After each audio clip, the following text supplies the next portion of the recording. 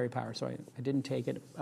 Got here with 3 minutes to go, and we've got a great show for you today. Let me start off by thanking our sponsors at the top of the show and getting that out of the way. Thanks to Ustream and DNA Mal for hosting, doing hosted mail, and WebSpy, and of course Audible_com. If you're a fan of the show, a great thing to do is to thank the sponsors on Twitter and tell them, hey, thanks for supporting the show. And this is like a new advertising technique. Banner ads, maybe they don't work so good, but trust me, when the sponsor sees you thanking them on Twitter, they're like, oh my God, these rabid fans of This Week in Startups are actually thanking me for sponsoring the show. That makes them feel really good. And if they get 10, 20, 30, and some weeks it's 100 of those, they really enjoy it. So special thanks to at Ustream, at WebSpy, at Audible_com. Please, God, let somebody get them the Audible name back instead of me having to say at Audible_com. That's terrible. You have at Sonos, I take it. I do. Thank God. And at WebSpy.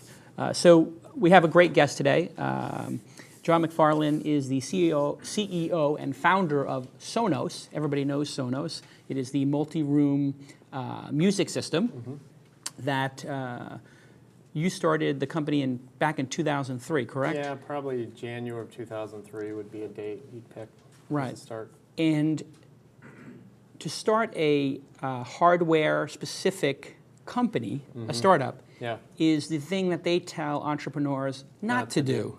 Whatever you do, do not get in the hardware business. This is the worst possible thing to do. And so you decide, and getting into the music space, which is a complete disaster, from start to finish, with Apple owning a closed monopoly, followed by the music industry, especially at that time, not wanting to be involved in anything digital or very concerned about it, reluctant.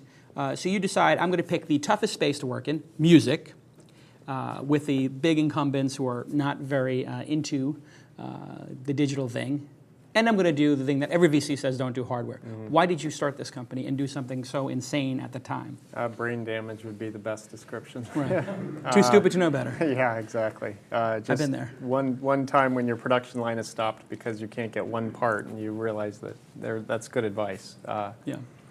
Well, we, and there was a group of us. I was fortunate, I did a small part other than coaxing everybody to work together.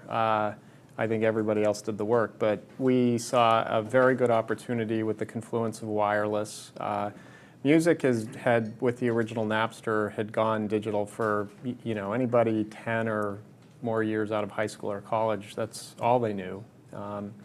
I'd like to say in 2003 we saw the iPod for what it was going to be, but it was a mechanical iPod in those days. Oh, and yeah, only that on great the Apple. click wheel. Yeah, so we kind of dismissed it actually, and but there was a lot of activity around the portable music space, and that clearly was happening. There wasn't so clearly an analog in the home space, and so what we set out to do was fill your living space with music. And the twist for us was bring it in from anywhere on the planet, i.e. leverage the internet. And as you looked at entertainment for the home, there was music and there was video, and video looked a lot harder. It certainly caught everybody's eye, but it didn't. The content was even more difficult than music, and as you said, music in that time period was problematic. I mean, the biggest company was the Rio. Yeah, right? That's With right. Their, that's could right. hold. I think it could hold. The first one I got could hold 15 whole songs. Yeah, I think it held a little more than that, but 20. I mean, literally, wasn't more than 2 or 3 albums. Yeah. And I still have one if you want it. Yeah, absolutely. Well, those will become very valuable in the future. Translucent blue case. Yeah, it was a pretty miraculous device when it came out. It was kind of mind-blowing. Way ahead of its time, for sure. Yeah. So when I moved out here to LA from New York, I remember going to people's houses, and I guess it's, you come from New York, people just have a little cubbyhole, like a loft or a dirty apartment or something like that. And then out here, people have these huge mansions and stuff like that, and they had these big, huge devices called Questrons. Yep. And I was just like, wow, what the hell is that thing? And they'd be like, oh, yeah, it controls everything. It's the device to control the place. I said, wow, that's amazing. I want to get one of those. How much does that cost? And they said, $150,000. Yeah. I mean, that's pretty much the install price for a Questron. Yeah, easily. So did you have one of those? And were you inspired to make this to sort of break that? I mean, you must have known about this device and how the top 1% of homeowners or 0.1% were blowing 100 grand, 10 high societies you know on it. what we did was we looked at that kind of a product. That was just too high a price point and too stratospheric a customer set. So what we really wanted to do was maybe go after top 10% where you self-install it, thus the wireless.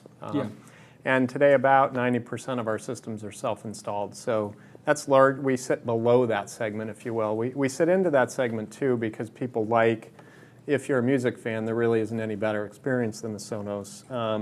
You know, if you want to control your lights and your television, your jacuzzi. Then those are good systems. Heated floors, whatever. Exactly. But you know, the crazy part about those is they never work. It's like the more you spend on your AV system, the greater the chance it's not going to work. And everybody I know who has a Sonos, and I know a lot of people who have this now, they are addicted to it. I mean, they swear by it. Anybody who has it. Anybody who doesn't have it goes, wow, what's the price tag on this? It's like $500 a room, $1,000 a room. I got 5 rooms. It's going to cost me $2 or $3 grand, 4 or 5 grand. How do you get people from, oh my God, this is going to cost thousands of dollars to, oh my God, this is the greatest thing ever, and becoming evangelists? I mean, how do you get people to do that switch? You know, that's a endlessly debated topic in our marketing group because, as you pointed out, someone who has the Sonos, they love it, and you never hear any negative comments on price. Where you have a challenge is we need to bring the entry price down, and you just keep working at that problem. It's a per room kind of mentality we have, is how do we bring that cost down per room? So the iPhone controller was a really big step for us because that lets you start out at, you know, our entry product is about $350 per room, and that with the iPhone controller, and you've got a starting point. But there's still a little too much complexity, and there's still a little too much cost to go mainstream yet. And so how do you, and when it started, correct me if I'm wrong, it was more like $1,000 a room or $2,000 a room. It still is. The package we would guide you to, which is a 2-room solution, starts at $999. Now, you know, the challenge there is you don't go on a store shelf in Best Buy or on Amazon and see a 2-room solution. So that's still a You're up against $500 a room. Yeah. I mean, is that the main competition, a boombox? That's probably what is the alternative way for someone to do the same thing, the most popular. Get a Bose dock or whatever. 2 or 3 and move your iPod through the house. You know, that's a bit of a challenge with an iPhone because an iPhone's not really a dockable product. You don't want to drop it in a dock, get a phone call. But certainly for iPods, that's how you do it. Yeah, I was at a bachelor party recently, and there was an iPod dock there, and somebody was using their iPhone as the DJ. And every 17 minutes they had to go and check their text messages. It literally almost resulted in a fist fight. Yeah, I can imagine. Music's pretty important to people. It is. Especially at a bachelor party. I'm visualizing the scene right now, and I'm actually regretting having brought that up. So how compatible is it with Apple's products at this point? I mean, I know you have the iPhone controller, and does Apple see you as competition right now, and how do you look at Apple? Because I know Apple's, every time iTunes gets updated, it feels like they're coming closer and closer to what you're doing. And it's like, oh, you can share my music, and it's a home system now. You can start to share music you've purchased, and I think you can control iTunes from your iPhone now. So they're getting closer to what you do. They just don't seem to have the bass unit and the speakers and the amplification, right? Yeah, they really focus on I kind of break up the music market into 3 ways you're going to listen to it. Portable, and they are the undisputed heavyweight champion in that market, and working on increasing it. In the home, you know, the market share is still these black boxes that are big and have sliding out trays, and their idea of a user interface is a nice knob that has good feedback. Right. And so I think that they play a small role in that. If you want to buy an Airport Extreme or an Airport Express and connect it to your iTunes, and then download an app on your iPhone, you can make it all work that way.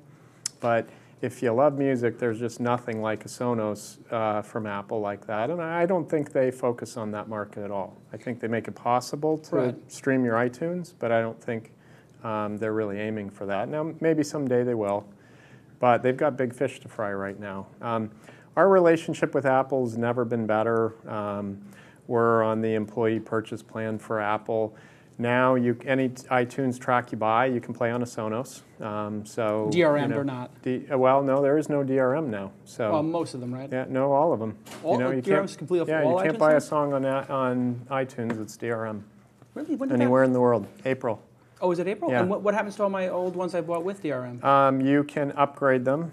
So you're legally. Yeah. Yep. Because I used to have a program that And would you run get a higher bit rate. every night at midnight. There's this great little program that people were selling for $5. It would run Broke your DRM. Yeah. Well, a friend of mine had it, and what it would do every night is Not you, Jason. maybe some of you have friends who have this program. It would every night run at 1 in the morning. Look for is it M4 or whatever or something? Yeah, M4P. M4P. It would look for an M4P. Yeah. A terrible name. And then, depending on how you set this program up, my friend said it would delete the original and put an MP3 in its place, or keep the original, put an MP3, and so it's pretty interesting how things I've route heard those around programs exist, yeah. They but do, you don't they need do. them anymore. And so, what are your thoughts on? It's a slightly off tangent, but on Apple's position in the music industry at this point, and maybe some of the, I don't want to say monopolistic aspects of their business, in terms of they own the majority of the portable music business. They Yeah, won't let they're the anybody- number one music retailer online now, yeah. And so so it's both of those things. Yep. They're the number one retailer online and the number one portable player, and they don't let any portable players other than their own interface with it. So if you want your BlackBerry or your Zune, that's the dance with Palm right now, right? right, Palm keeps cracking yeah, it. yeah. So what are your thoughts on that? If you were running it, what would you do? My personal opinion is I think Apple's far more concerned about the applications now than the music. I think they have a very active music store. It's successful. People that, it's a great user interface. It's easy to purchase things. But you've got a lot of competition now. You have Amazon. You have the Rhapsody, Napster stores. You've got Walmart. Around the world, in the UK, you've got 7 Digital. So I think really what happened is the labels realized, hey, this is an important thing to have a variety of different venues for a customer to purchase from, and they've really opened up a lot. So, whether you buy a track from Apple or you buy a track from Amazon, you can play it on any device. So I think that's the way. It used to be you had this nasty thing called DRM, and everybody would talk about digital music because you had to talk about this stuff differently.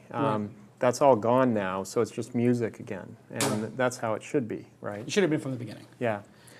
Yep. You guys have no interest in making a portable player, I assume. I don't think we've ever had a portable player on the roadmap, and certainly there isn't anyone now. Yeah. And the company's around 6 years now. What's the state of the company? I mean, you guys were venture capital backed at some point? We raised some capital. The founders bootstrapped the company through production. I think we had a angel investor that got us through first few months of sales, and then our first venture in the company was probably July of 2005. So there is venture. We have a wonderful venture capital. It's Bertelsmann, BV Capital, ex-Bertelsmann Ventures guys. Yeah. And also Investment Group of Santa Barbara. And so how big is the company now? How many people? And I'm assuming sales aren't public, but... Yeah, sales aren't public. Right. North of 150 people. Wow. I actually don't know the exact number. Yeah, it's not important. And so all in Santa Barbara here, or? No, we're split evenly in the U.S. between Santa Barbara and Cambridge, Mass. And then those two sites were from the very beginning. One of the co-founders was the founder, one of the co-founders of Vermeer Front Page, and he went off to Microsoft to start SharePoint. And his whole team moved back to Boston where they started, and they were the kind of core DNA to the software team for Sonos, and still are. Interesting. And there's an office in Penang, Malaysia, which is manufacturing support, and there's a big office in Europe. A little over half our sales are in Europe. And so what's next for the company? I mean, you've sort of captured this high-end market. It seems like there's really no competition for it other than the absurdly priced six-figure systems, or doing the boombox, you know, sort of ghetto way of doing it. What's next? I mean, you can't sort of move it. You can't grow into portable players. That's just too crowded. No. And what we'd really like to do is video? make.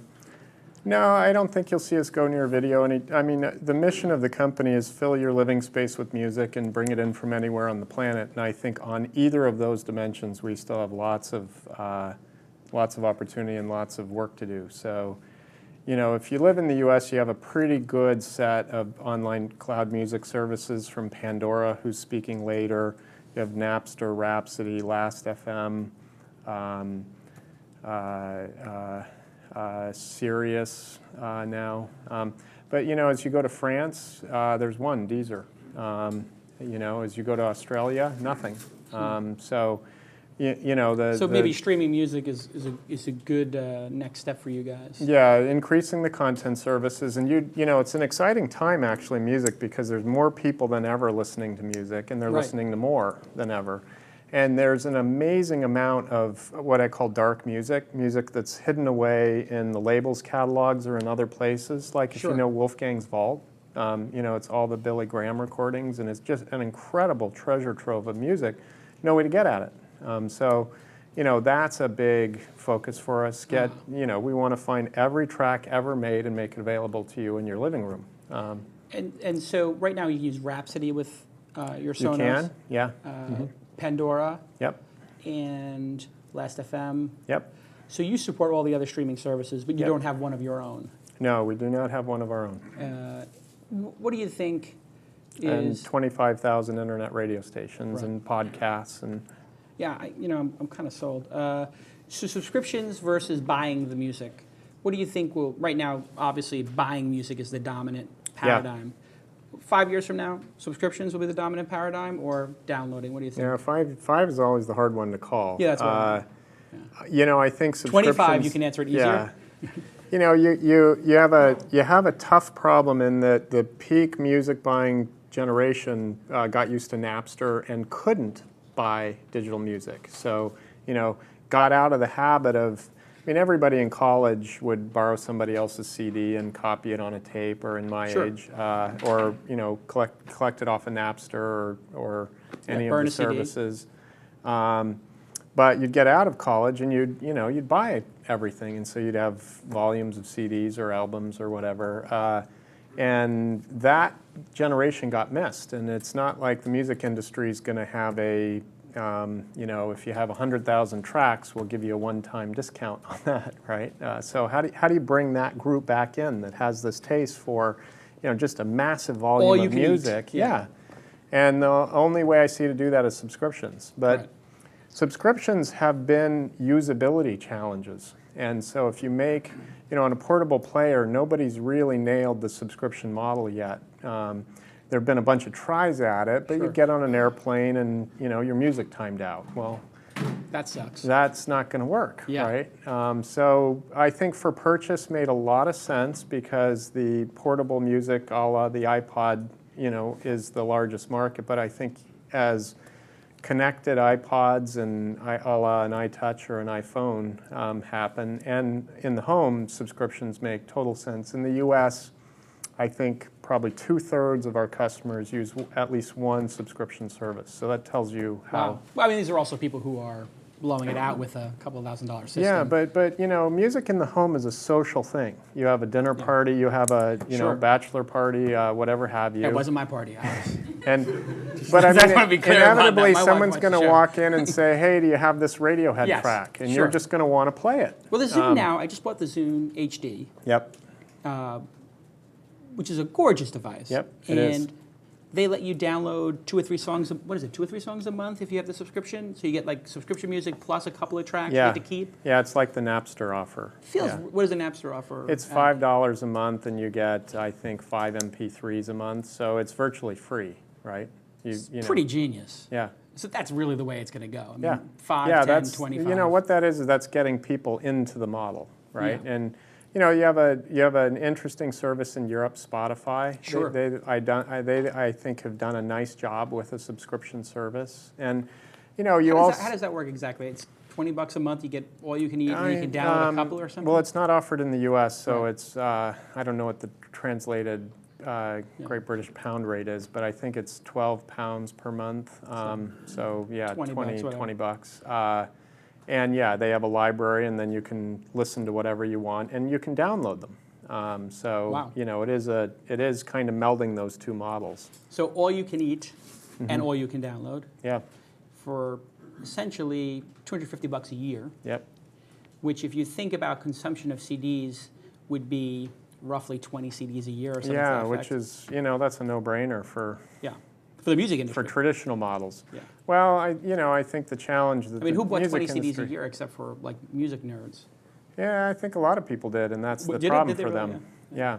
And they got the labels got used to albums and sales in multiple formats. A huge number of people rebought their library from albums to CDs, and that just didn't translate into the digital realm. Yeah, I mean, they were taking advantage of the platform wars. I mean, for them to say like they really should have earned the money off you buying Dark Side of the Moon, on vinyl, 8-track, cassette, and then CD, and then HD CD or whatever. I mean, you really shouldn't have to pay for it 5 times. It's super inefficient. Well, funny enough, the subscription services, the way they work is you're essentially paying per play, and that's the ultimate model for them. Now, it's at a lower volume, and the revenue ramp from that starts a lot slower, so it's hard to go from selling a lot of CDs or albums to getting paid per track, but ultimately it's a better model. And we all know making music is no easier nowadays than it was 50 years ago. Making good music. Yeah, making music. If you want to make noise, that's a different thing. But making music is hard. The artists have to get paid. They have to market. That hasn't changed. It's just the way you connect from the artist to the user is in dislocation right now. And so is that a long way of saying it's inevitable that we will wind up at subscriptions and there will be a cutover period in which the music industry makes as much money as they can from the last paradigm to subsidize this new one, so maybe it's 7-8 years from now, or 10-12 years from now. Remember, terrestrial radio was never a pay service. You had payola, but that was on the other side. Right. So you look at a modern service like a Pandora or Last.fm, and that is a modern day terrestrial radio service, and it's worldwide. That's viable for all parties involved, assuming they're all reasonable about what piece of revenue they take, and the artists win in that model. And people are used to it. That's why it takes off. That's a subscription model. It might be an ad-based model or a subscription model, depending on whether you're the freemium or premium side. But people have been doing subscription things for quite a while. Cable TV is that, right? Yeah. It's just you've got to provide a compelling service and not put the subscription in the person's way.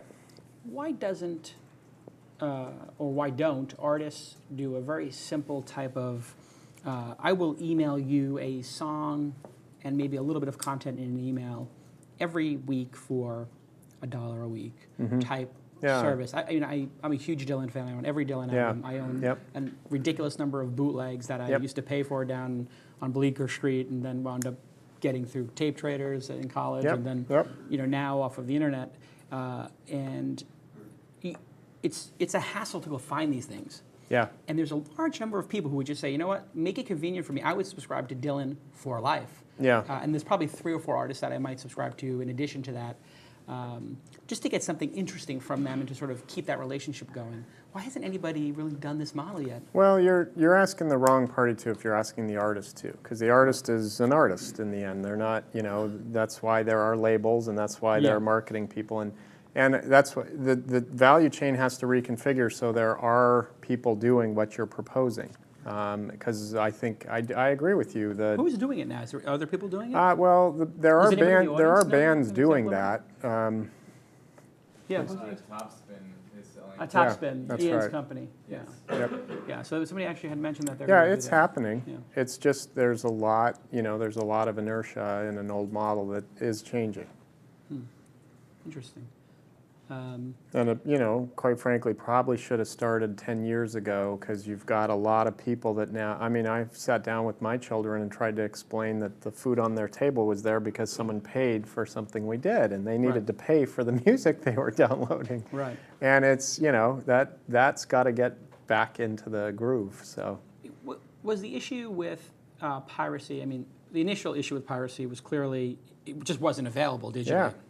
Is the issue with piracy now that maybe $1 a track is too high of a price point for younger people who want to sample more? If you could set the price, you were chairman of the Internet Music Committee, and you got to select the exact price of a track. Yeah. What price would you set it at to maximize revenue for the artists and labels while, sort of enabling young people to consume as much as possible, balancing those two different things? Yeah, this is back to the days of 45s, and 45s, there were a lot that were the same price, there were a lot that have different prices, and I think that's a willing buyer, willing seller thing, and is So 99 cents, yeah. I mean, are you going to pay more for a track you're absolutely in love with? For sure. And one that's maybe esoteric and you're one of 10,000 people that listens to it, you're going to, it should be a lower price. So I think that has to be variable. I mean, again, that's where the subscription services are nice because you hide all of that. What happens in those things is there are different prices per tracks quite often, but they blend it. But it's blended, and so it's hidden from the person. So you don't have that dissonance of, I've got to buy this track for 99 cents, this one for $1.99, this one for 50 cents, this one for 10 cents. Yeah, I mean, when you watch a movie on ABC, they paid some price for it that was different than the movie you probably watched the night before, but that's their issue. Yeah, exactly. Not yours. So variable pricing is really, subscriptions are really the holy grail, and variable pricing would be a nice solution for now. Yeah, I think so. Why would Apple do that? Is it? They do it today. If you buy a track on Apple, you can see 129 to 69 cents. Fair, but aren't the overwhelming majority 99? I don't know if I've ever, and I've bought hundreds of tracks off the service. I don't know if I've ever seen one that's not 99 cents. I think if you looked, recently, you'd see a huge variability. You'd find less 99 than you'd think. Really? Yeah. Has anybody here ever bought like a 69 cent or a? Most popular 129. Yeah, 129. Yeah. Okay. So people have seen it on the upside. Has anybody seen it on the downside, like a 69 cent one? There are. Nobody. Yeah, interesting. And these are music people. Huh. So to the 275 people watching live and the people in the room, if you have a question, just put #twist on your Twitter, and we will ask it. Michael Roberson did mp3.com. Is it Roberson or Robertson? Robertson, I think. Roberson, yeah. Down in San Diego, did mp3.com back in the day. And I thought he had a pretty brilliant idea, which was your MP3s would be stored in a cloud. Yeah. And he had this cloud idea before cloud computing was a term. He did, yep. So a lot of credit to him, although he got destroyed and sued by out the of industry. existence, right. Yeah, sued out of existence. It seems to me that my Sonos is a locker, and is it available for me to stream to myself? No, Sonos will pull music from a variety of different sources, including in your house. Right. I believe the lockers in the clouds will happen, but they're really, funny enough, he's doing one now called MP3 Tunes. But it's not it's not something in the mainstream zeitgeist of everybody right now, so it's not what you think about. Amazon, for example, has a digital locker for all your tracks. If you go up and look at it, just like the Kindle books, it's there. But they don't have the rights from the music company to store it there. Now, why that is, I don't really know, but I know that... So are you saying they're breaking the law by storing it there, or...? No, they won't. They know, for example, if you buy tracks off of Amazon or Apple or whoever, they know that you bought them, and they've got a virtual digital locker. They just won't let you pull it again from there. Right. So it's basically the music industry being jerks about it. I mean, you paid for it, and now we're going to play I Got You. You didn't back it up. Now you're going to buy it again. Yeah, I don't know their reasoning behind it, but they're jerks. It's clear. I mean, obviously they want to. Sorry to the music industry people. Is there anybody in here who made that decision from the music industry? As a consumer, we all agree this is a kind of a jerk-off move to Oh, there's a kid in the room. Sorry about that. It's kind of a bad move. So, do people build third-party applications for your service currently? Is there an API and stuff like that? Yeah, absolutely. So, has somebody built a third-party API to All stream those your services locker? I list, we don't have a locker service per se yet. So I don't think Yeah. we've been asked. To me, seems like a no-brainer. You'd be, our customers are not, are not your typical technical customers. They're music lovers, and so they want to set it up. They just want it to work. And, trying to explain to somebody, take the music out of your iTunes, upload it to this service, and that, What about, that's a bit too far right now. I have a second home, which I bet you a lot of people in your demographic have, and I want to put in my cabin or my ski chalet Sonos. Can you sync across the web those two systems? If you use Rhapsody or Napster, for example, it's a no-brainer for that, right? But what about connecting them to and having a WAN, Sonos WAN? Yeah, there are a variety of products that can do that. But again, how many people have ski chalets that they have backed up, high availability storage in? So they're there, no doubt. I mean, we have customers with 32 zones. That's a big house. Is that the biggest installation? Those are the biggest. Yeah, that's the top limit for us. 32 zones. Yeah. It's very interesting. We bought a house that had a speaker system in the ceiling. That was built in? Yeah, I guess the previous owner put it in. And so we have a baby coming in December. My wife wants to put sound systems everywhere. So she is Sonos obsessed. Yeah. And so you'll love it for the babies. Yeah, so I'm just like, whoa, this is gonna cost a couple grand. The boombox not working for you? I got 2 boomboxes. No. She wants the way you got her was the remote control. Yeah. Yeah. And I'm like, baby, you can with the iTouch, you can up a touch, and there's a little. But the Sonos one is beautiful, and it's so easy to use. And I'm just like, God, it's gonna cost me like $3-4 grand to use. Curiously, the first buyer for us is usually a male, and then the second buyer is the equivalent of. What about cheap men who don't want to spend money? That's me. Well, they. I'm gonna get it now. I mean, it's almost like I think you've got people on the ease of use. And the beauty of that remote control. Was that a central focus of it? Was that making the remote something really appealing to people? You've got to make the music. You got to be able to choose the music wherever you are, right? And that's the key. Remote is key. Your phone's going to be a pretty impressive remote over time. There's a lot of innovation in that space. So our iPhone controller is a great example of that. So it'll be some combination of something that you pass around, because you don't really want to pull your phone out of your pocket and pass it around at a dinner party.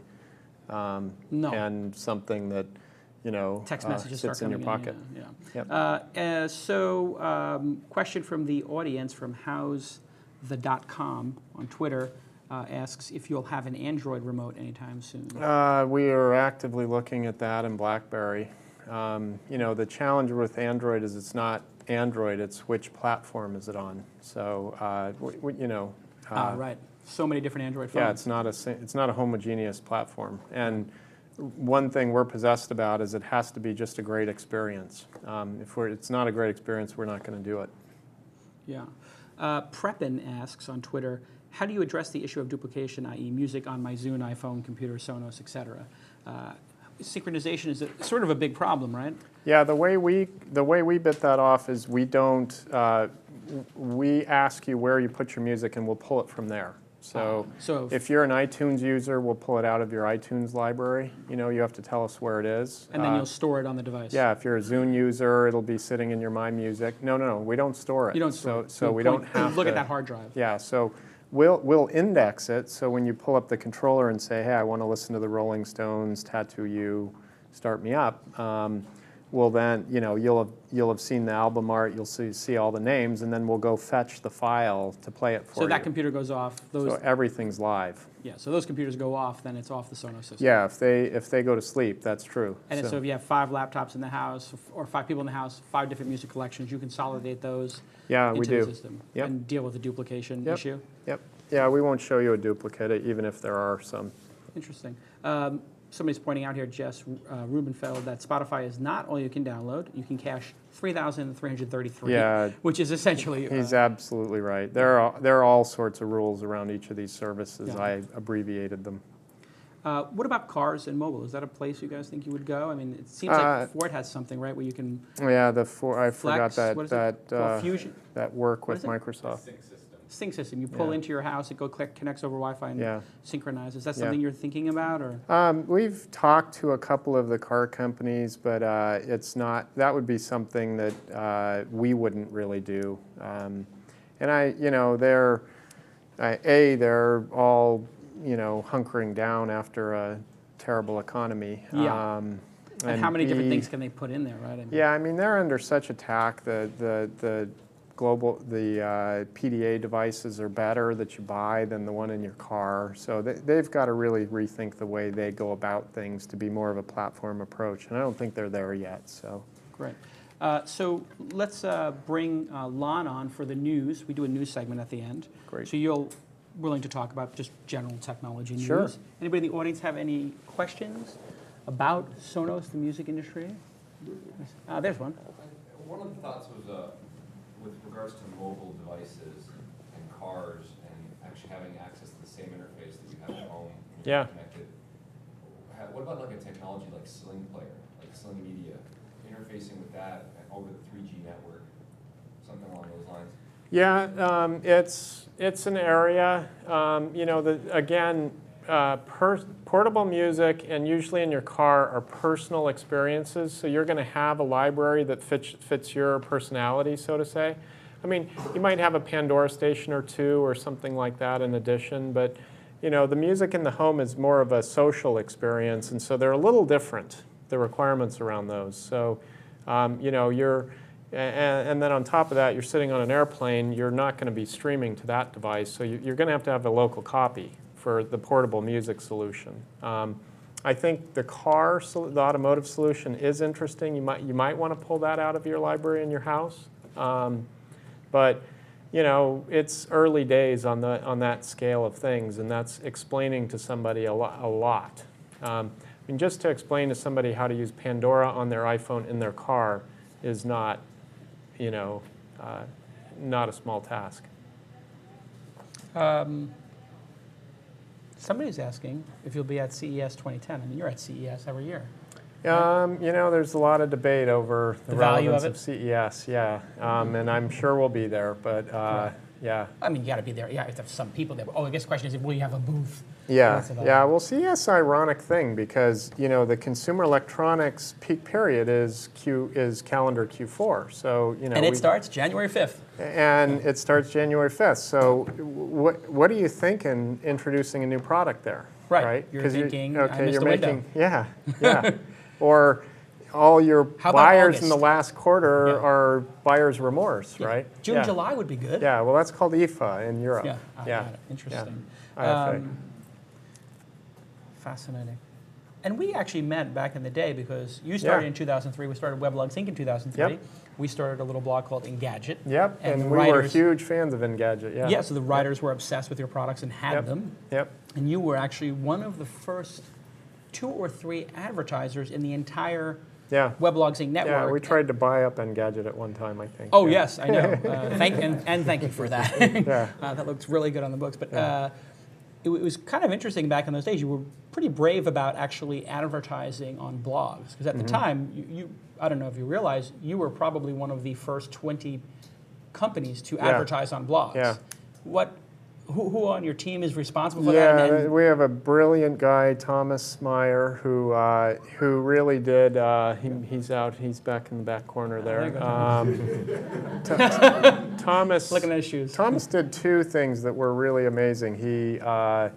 He treated the bloggers just like the press, same rules, same everything. Yes. Okay, and you guys really responded well to that, and it was the right thing to do. It's how it's done now. Absolutely. And in that time period, most of the PR agencies they wouldn't give access. Exactly. And then he was the first to realize that's where you were getting real reviews, not not the pay-to-play stuff in some of the other magazines. And not that they're all that way, because of course it's a free-for-all now, and you can In large part due to blogs. Yeah. Who cracked the whole system. Yeah, exactly. And so I think he was the first one to see that and had the vision, frankly, well ahead of any of us, but he got us all there, and it really worked well. You know, we had a great relationship with Engadget. I remember. It worked great. Interesting. So, Lon, anything in the news this week that you can share with us? A couple things. Well, it is a music event, so let's start with the biggest music news of the week. Miley Cyrus has quit using Twitter. Wow. Almost immediately, the Miley comeback hashtag was the #1 trending topic. There were even rumors that Thursday was down for like 3-4 hours in the morning, that was because of the crazy traffic from people discussing Miley Cyrus leaving. So why do you think this was such big news? And why don't teens use Twitter? Wow. Teens are usually in social networks, and they text a lot. But I think we'll eventually be on Twitter, I think. So that might just be a time issue. I think it sort of started in the older community, so for that question. But it's getting there. There's always a backlash at some point. I mean, people shut their MySpace pages down. People turn their websites off. I mean, anytime anything is growing so big, I mean, basically this means that Twitter is mainstream and is going to, grow to great significance if people when are the quitting. news is that someone left something, that means you've made it. Yes, you've arrived officially. In related news, somebody is removing their Sonos system. Right. Yeah. We're taking the Sonos system out of the White House. He's done. Give me their name. Yes, exactly. Is there a Sonos system in the White House? I think there's one in the Capitol, but I don't think there's one in the White House. Why don't you send Obama a complimentary Sonos? He's working on it? Okay. There's probably a lot of zones in there. A lot of zones in the A lot White of House. zones in the White House. Yeah. Absolutely. I guess my reaction to that is who cares? But yeah. Well, fair enough. Yeah. Please.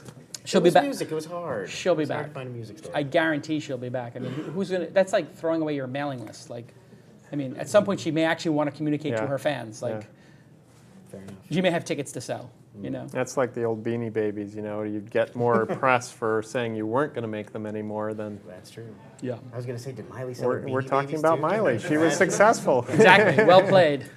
Miley Cyrus. Link baiter extraordinaire. Right, yeah, I think that's our first celebrity link It baiter. was all planned. Yeah. Maybe.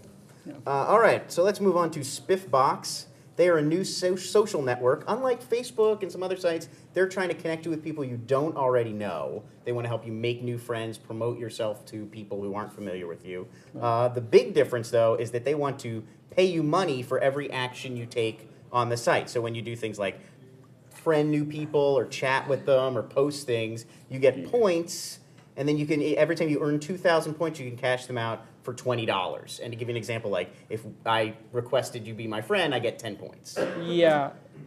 So you think this is going to encourage interaction, the sort of pay per use feature, or is it just going to encourage a lot of gaming? This is not a joke, right? This is a real. Not a fake. I've made mistakes before, so I've verified on 2 different It's actually tech blogs. So here's the problem. There is probably a good idea in there, like finding people who you would like, who you don't already know. I mean, a lot of the services have that feature, like you might like this person, LinkedIn right? Like suggested friends. Suggested friends. Okay, so that's a good idea. Making a service out of it means the entire service will be filled with losers who don't have any friends, which I think is kind of a weird service to have, right? It's like these are all the people who nobody's friends with, and they're all going to be in one place and become friends with each other. This sounds like you're connecting a bunch of serial killers together. I mean, these are the people who shoot up. Itself is not a bad idea. I mean, maybe They they'll need kill to each play other, just but like everyone else. No, so that's sort of like, this is what happens sometimes with entrepreneurs. They have like some inkling of a good idea, and then they start bolting things onto it, and it makes it a bit of a disaster, and they don't realize it. So bolting virtual currency onto friendship, terrible idea. Virtual currency on a game, great idea. Yeah. Virtual currency on trading music, maybe a great idea. Like if I send you a song and I get, and you buy it and I get like 1/10 of a song and you give it to a friend, that might be fun, sure. Or if I recommend a band to you.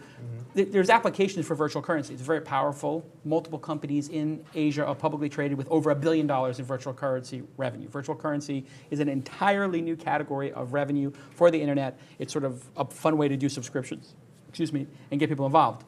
However, applying it to friendships makes the friendship based on money, which nobody kind of likes those friendships, and it will result in, as you mentioned and alluded to, massive gaming. Well, the 20 of us will just add each other and. Yeah, it seems a lot like if you get points for chatting with people, you would just get a lot of chats that are like, hey, let's chat. Yeah, this is a disaster. This company, this is a total disaster. This company won't be here within 18, 24 months. And I'm assuming it's a joke. If the entrepreneurs, it's not a joke. okay, if the entrepreneur is watching, good on you for coming up with a sort of realizing there's a good feature there, but you're going down the wrong path. It's going to flip over and crash and burn, fiery death. So maybe change direction quick. Right. I don't know. What do you think? This is a disaster, right? I don't see the value there.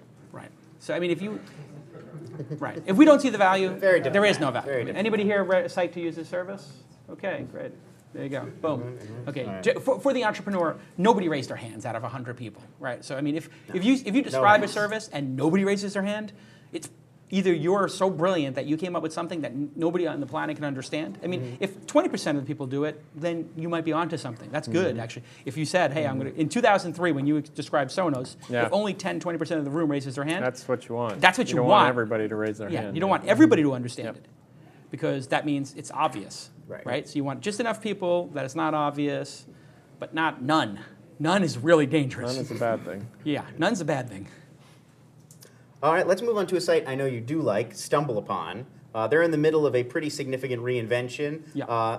They're trying to make their 35 million bookmarked web pages more accessible and searchable. So the previous They're going to build a search engine. Right, the previous sort of paradigm for them was you click and you stumble to the next site. Yeah. And now they're basically turning it into more sort of a delicious Directory. competitor where it's a searchable directory Yeah. site. So you think this is a smart move, or are they moving away from the thing that made them really unique? The thing that made them really unique made them into a boutique business. Right. So the same thing with Delicious. You know, the bookmarking concept. How many people here have bookmarked links in the last month? Like use bookmarking, right? Oh, everybody. So how many people here use Delicious every month? Okay, I'm not talking about the bookmark feature on the browser, but like a service like Delicious. It's generally, I think, that concept of bookmarking is for geeks and nerds. And Hey. maybe, I'm including myself, I have a Delicious account, but only maybe 5–10% of the audience wants to be bookmarking stuff. It's not for everybody, so it's never going to be a mainstream service. So what StumbleUpon is a victim of is the bookmarking and stumbling concept is maybe 10 million people a month. I don't know how many they get, 15 million, whatever it is. It's a boutique kind of service. So they have to do something to get to the next level. They're not in business to sort of get to 5 million and go sideways, or 10 million people and go sideways. So being a directory or a search engine, not a bad idea. Maybe they'll get some SEO traffic from that if they can do it properly. Well, it's very hard to get to like one permalink for a bookmark that's been made. Right. So if they do that, that's definitely. I mean, gonna have basically, if you look SEO at value. Dig, probably, I don't know, Sean Purcell would know. Dig's traffic, 60% from search engines, you think? 70%? Probably Dig. Not that much, but a lot. Probably half of Dig's traffic is search engines. Right. And Dig, they're not the original Owner of the traffic. I mean, they put one sentence about the traffic and then a bunch of comments, and they hijack in a way or become an intermediary between the actual destination site.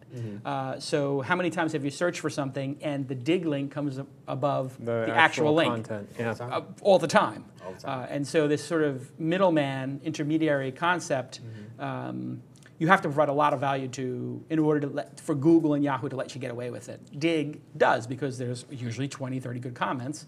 And eventually you're going to click through the story anyway. Right. So that's what StumbleUpon is going to try to do here, is try to actually make a permalink page that gets SEO traffic between them, and maybe then they can. Garrett Camp has massive Kevin Rose envy.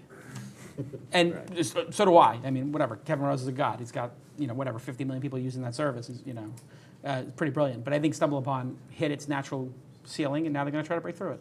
I mean, that's what they're going to try to build Dig, basically, into their service. Right. Yeah, it's 50-50. Coin toss if it's going to work. I don't know. Do you use any of these services, StumbleUpon, or Yeah. you like StumbleUpon? Yeah. Do you use I it? don't use it that much. Right. When do you use it? Like, just you want to check out some cool stuff? Time to waste? Probably in a CEO? niche area. Ah, I see. So. Interesting. How many people here use StumbleUpon? Have a StumbleUpon account? Yeah, it's like maybe 5 people, 6 people, so it's not insignificant. But that's the point, is it hasn't broken Right. through. Yeah. So it's good on them to try something else. I love StumbleUpon. I think it's a great service. It's always interesting. Tyler has an insight. No, we're getting the one more news story. Oh, and then one more we have to news wrap story, and it then we up. have to wrap. So let me see. I thought Tyler had an insight. I'll give you a No choice insights. what you want to talk about. Kayak, becoming addicted to iPhone apps, Bright Kite, or a new site called Neighbor Goods where you share your actual possessions. What is this like Kreskin? I'm supposed Yeah, to tell you. that's right. A chimp, a wimp, and a blimp. What is Jimmy Wales?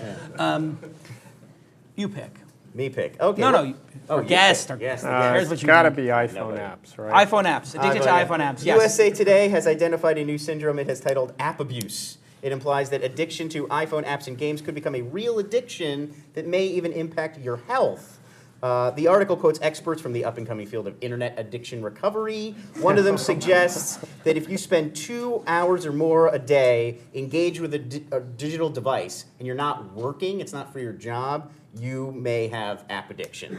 So what do you think? Do you think it's a real, people have app addiction, or is this just another They sort of must trend hate the story? Nintendo PlayStations then. Yeah, exactly. I think Obama emailing with Scarlett Johansson all the time now has made him a. Really? That's not business, right? I mean, it's Well, got to be hey, app I don't- addiction. I don't know. Maybe, This is they're a- producing this is, something. You know what this is? This is USA Today, no offense, and other newspapers are a bit of a disaster right now, and they're trying to come Drumming with something up. They're trying to, they're trying to get something on the front page of Dig. I mean, that's basically, this is going back to Dig, you know, all roads lead back to Dig. Basically, this is some editor at that publication sat in an editorial room and said, we need something to get to the front page of Dig because we haven't got to the front page of Dig in 7 days. Oh my God, who's got ideas? And somebody said, well, what if we did something like on an addiction type thing? And they said, oh, well, what would people be addicted to? I don't know. What's the latest thing that people are into? Oh, apps. Okay, yeah, so app addiction, that sounds good. People will click on that. People will vote for it. Let's do that. That's all. It's just a lot of things are made up by the media. Manufactured news. It's in manufactured. Thank you. You've crystallized my thoughts eloquently. This is manufactured news, as opposed to This Week in Startups. This is authentic, real. This is Only the hardest this hitting is steak. stories I go. Steak, as opposed to whip. Right. You're giving me whipped cream. This is steak. All right. Anyway, He picked it. Blame the guest. write it up. The Bright Kite story was very hard. So here is some good news for the people who were in the review contest. You picked a winner. Yes, well, Alex, the producer of This Week in Startups, and I. Oh, okay. So you and Alex picked a teamed up winner, and picked a and winner. so for the people we did a review contest. And Great. They get a $500 iPhone card, Awesome. $500 Apple card. You can buy an iPhone with it or 500 songs. A lot of apps with that. A lot of Yeah. apps. A lot of apps. This will be Don't get addictive. doodle jump though. You will get addicted. And so the review Right, posted by awesome. Minority Fortune. Won. Yes, that was the name of the blog. It was it was really well organized. It was very readable. Okay. A lot of the people, a lot of great submissions, but a lot of the people were writing very exhaustive, like, and then Jason scratched his temple, and then he said this, and then Right, yeah, and it was okay. just very like too much. And this blogger really sort of zeroed in on a few things they liked, a few things they didn't like. And it really read well. I mean, got through it really quickly and got a good idea for what the show was all about. Let's thank our guest, John McFarlane, audience. He did a great job. Super honest. Thank you, Jason. Of course. Great. Good on you for being super honest about all the new features you're launching in the next 12 months. We heard that Sonos 3.0 is coming out with a locker service, your own subscription service, and a portable device. So if All of the above. if anybody would like And we'll be to free. put that on Dig and link to Twist, that we had breaking news, that'd be great. Thank you to Ustream, WebSpy, Audible_COM, and DNA Mail. Everybody loves that DNA Mail. Thank the sponsors. Thanks to everybody at New Noise for hosting this show. Yeah. Thanks to the audience, and thank you for being involved. My pleasure. And we'll see everybody next week on This Week in Startups, when we will discuss the angel investor brouhaha that's been going on. Let me ask you this, as an entrepreneur, final question. Yeah. What do you think of angel investors and VCs charging you to pitch them? Oof. Oof. There you heard it there, folks. Oof. Oof-ah I is don't right. think you have a very good idea if you have to do that. Thank you. You once again, crystallize my thoughts eloquently. If you have to pay to have a VC hear your idea or an angel investor, means two things. One, that person is a DB. I'm not referring database. Two,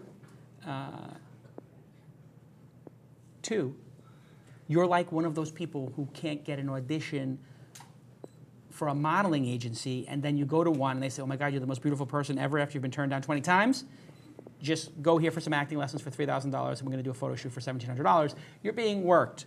Yep. Period. Yep. Oofa. Oof. We will. So anyway, I'm on a little bit of a tirade about that. We'll talk about that jihad next week. I published the email today on calicanis.com. I got about 500 responses already on this. It was a very. I'm going to destroy every one of them. Very controversial. Every email, angel forum out there. I will tell you right now, if they do not remove all these fees by the next week's show, and they put a note on their website that the fees are removed, no. We are going to launch the Open Angel Forum in your city, and we are going to put our angel show right next to yours, perhaps after it, and there'll be people outside your show with flyers, and we will destroy you. That is a promise. Thank you for tuning in to This Week in Startups.